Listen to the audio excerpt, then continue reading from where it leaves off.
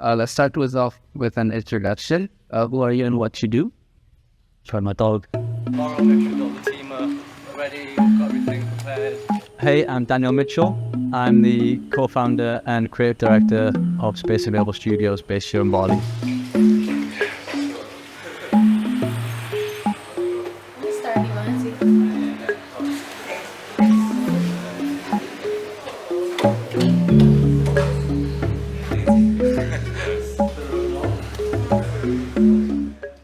Yeah, there's a big waste problem in Bali. I don't think it's exclusive to Bali. I think it's like a global crisis.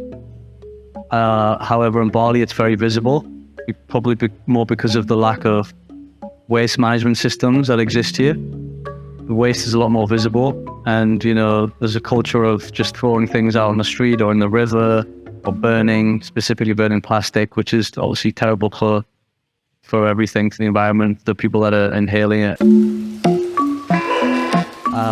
And statistically, it says that Indonesia is the second biggest polluter of plastic behind China.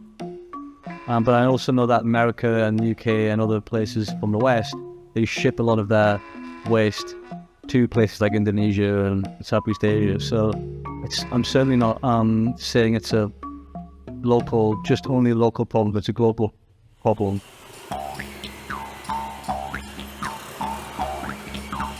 Yeah, well, we're a circular design studio, and our mission is to make space for nature and create a circular future.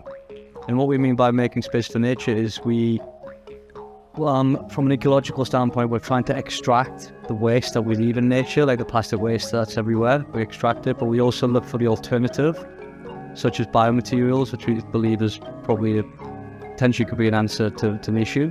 So we kind of recycle waste. That's one part of what we do, but we also work with the alternative to, let's say, plastic, which could be a biomaterial and mycelium. So as a design studio, we work between the two, We regularly in Bali and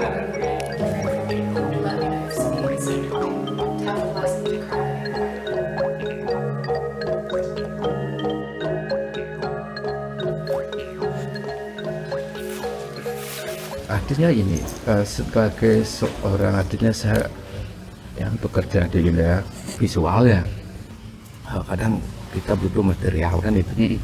Jadi saya memandang plastik itu sebagai sebuah material yang menguntungkan, bukan merusak gitu. Jadi yang salah menurut saya bukan plastik, tapi kita yang salah, manusia. Plastiknya nggak salah itu, menurut saya ya. Well, it comes from me being a creative director and wanting to have a bit more meaning behind the work I'm doing. Rather than just creating something for the sake of creating it, I felt like, I wanted to do something positive for the world and, try and make a change, and trying to change the perception of waste is something that I'm very passionate about, and to show people that actually waste is, what we're trying to say is this is a high value material and we're just throwing it away. Or actually you could probably do something quite cool with that, like make a chair or like a table that's sitting in front of you now. That's made from plastic waste, and that guy's selling these tables now for €5,000. But yeah, that's what we're trying to do. We're trying to change the perception of waste. Ketika saya memakai plastik sebagai material, di situ saya mulai, kenapa kita ikut-ikutan mengisi plastik? Perilaku kita yang salah gitu saya. Saya rubah perilaku saya. Plastik itu saya pergunakan sebagai material. Sekian waktu itu saya sudah mulai berpikir lain. Saya harus kembangin material ini. Eksplorasi. Di awal saya memilih tali itu karena mau bikin karya seni.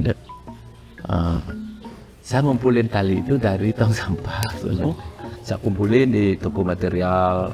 Untuk kerapa ya.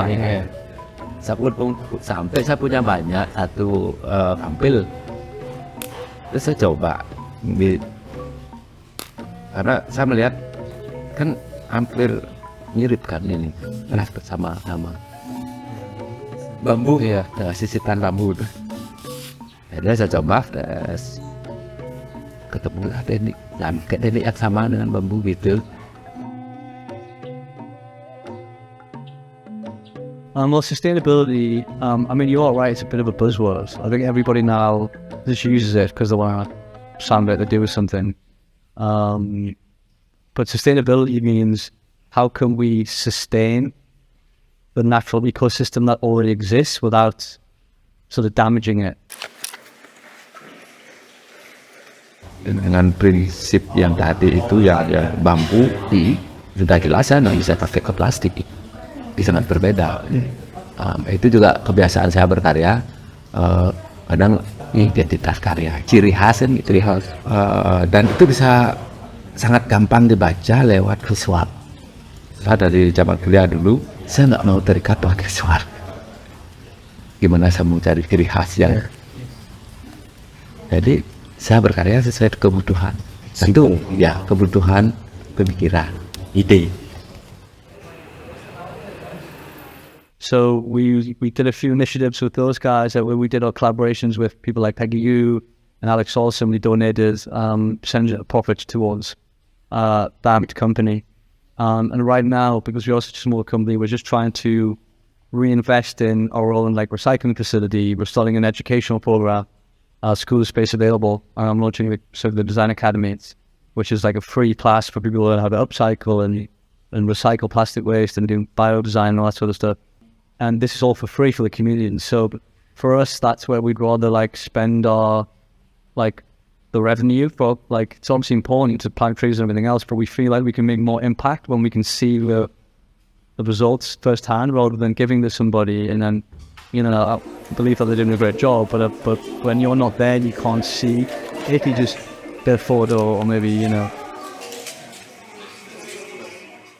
where I can help people and provide people the tools so they can go off and start their own recycling company or their own, you know, upcycling brand or lab. I think that's something which kind of interests me more than just sort of giving to charity.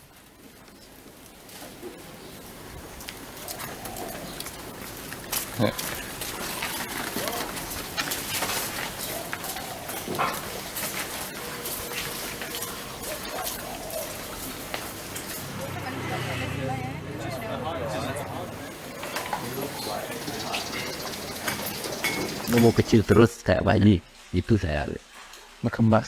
ya berkembang bukan berubah. Ya. Untuk berubah itu butuh keberanian loh. Jangan salah. Yeah, so Nano is somebody that we work with very regularly. He's like a big part of our team. He's a great weaver and an artist, and he is also championing a very unique form of weaving, which we really admire. And it's very you know, Balinese. It's very Nano.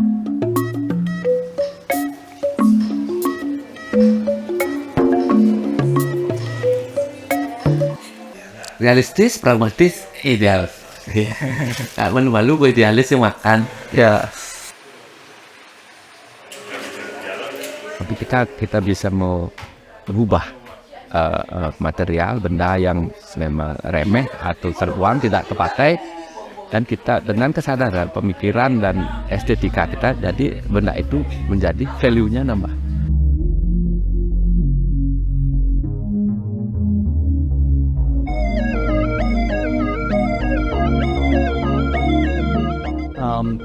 And so we have a space available. We really believe in craft culture, and we want to kind of elevate craft to the world. And we're inviting a company called Greater Goods.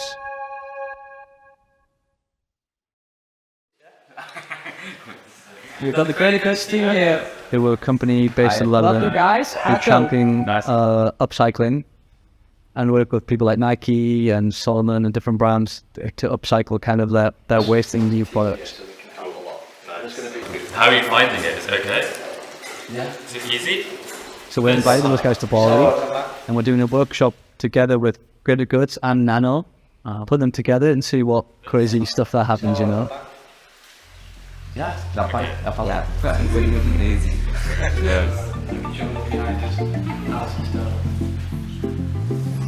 Sure. Yeah. So at Greater Goods, we primarily use old garments that are discarded, broken, out of warranty, and turn them into new things. And it started for me as like a personal hobby, just using an old jacket and turning it into something new using sewing machine.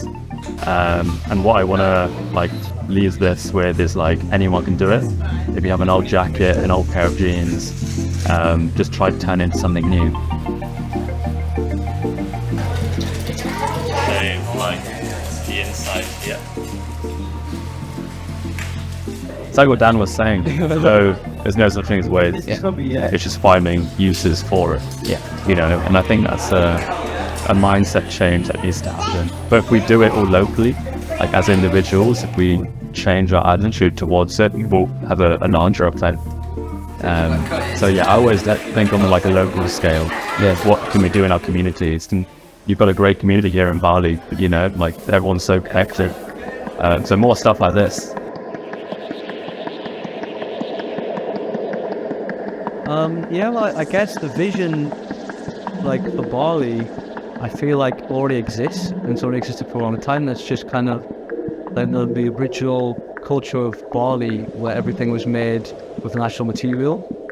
And I believe until like the 1980s or something, it was very hard to even find plastic in Bali. It was kind of everything was the banana leaves, and there was like a lot much more kind of indigenous approach, like everything a banana leaf, everything in paper, but actually it's, if you could just modernize that and make it a bit more contemporary for today's needs, I think that would be a way better solution than just buying everything from these big corporations, you know.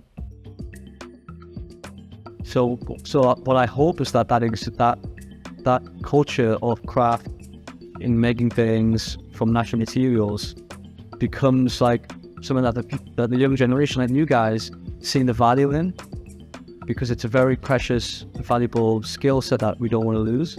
And I feel if that was just modernized a little bit, like I think the answer's already there, you know, because it's very aligned with nature. And I think it's a Trihatha Karana philosophy. It's like everything's kind of aligned.